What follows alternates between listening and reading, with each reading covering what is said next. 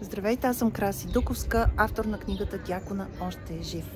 Днешното видео е посветено на други двама апостоли или апостолите на Словото, Кирил и Методий. Намирам се в Солун, пред крепостта на града, където се предполага, че са отраснали двамата братя, тъй като техният баща е бил заместник-управител на града. Сега ще вляза вътре и ще видим повече от крепостта, за да можем да си представим къде е преминало детството на двамата солунски братя.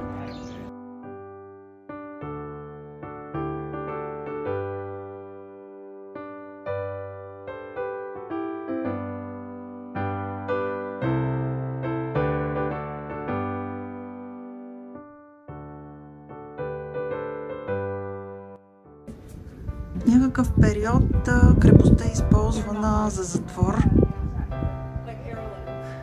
И ето тук могат да се видят мрежите по оградата.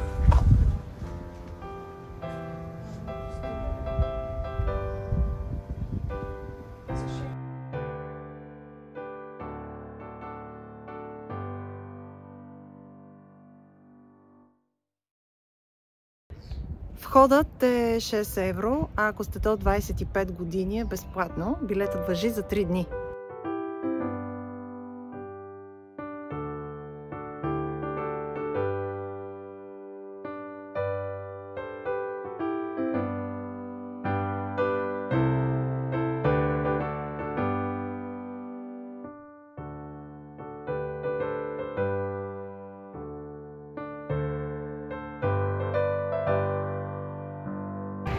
Другото място в Солун, свързано с братята Кирил и Методий, е най-известната църква в града Свети Димитър Солунски.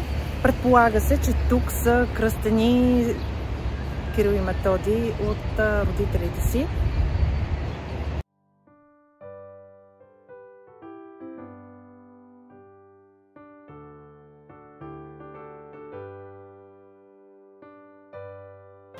Намирам се пред паметника на светите братя Кирил и Методий в Солун, пред църквата Кирил и Методий в Солун, която е част от Солунската епархия, част от гръцката църква.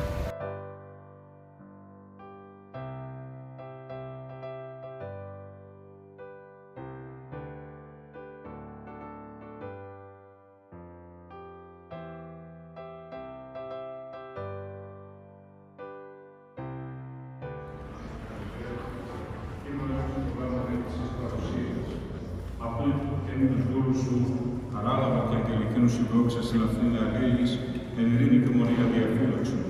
Κείμενα τους του γάμων ανάπτυξον, αμία ανάπτυκαν και την διακήρυξον, τη συμβίωσιν αυτών αγγελιώτων διαμήν εκδότησον, και καταξίωσον αυτούς εν γύρι πίον εγκατανήσε, εν καθαρά την καρδία, εργαζομένους τα συμβουλά σου. Και καταξίωσον ημάς, δέσποτα με τα παρησίας εκατακρίτως, μάν επικαλείστε, σε